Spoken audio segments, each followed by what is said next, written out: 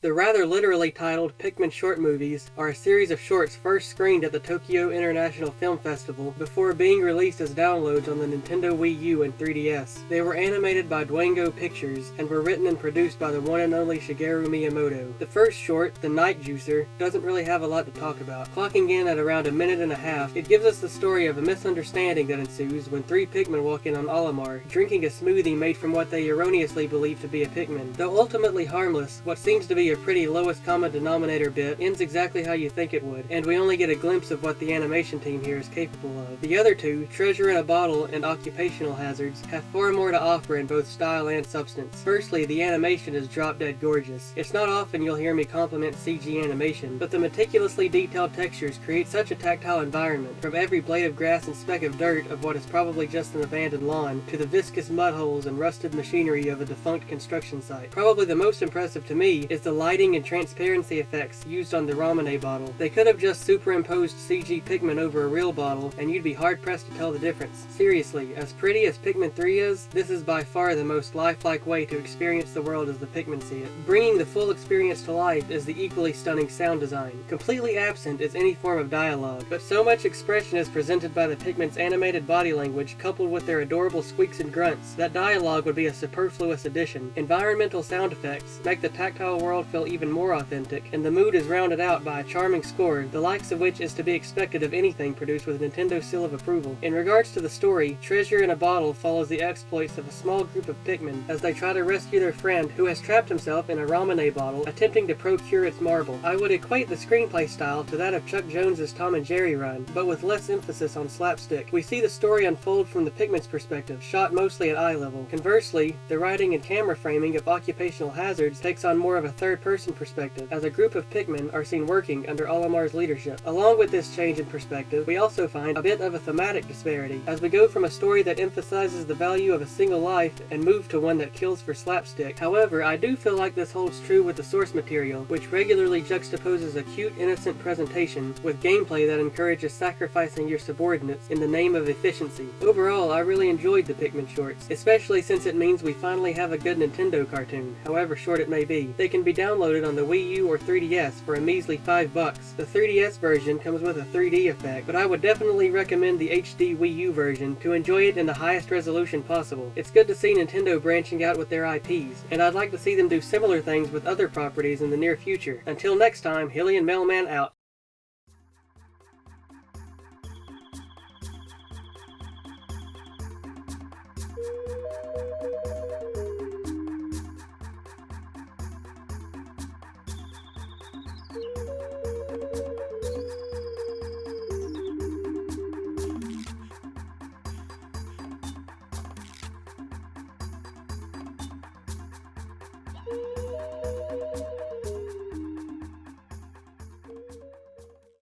The humanoid must not escape.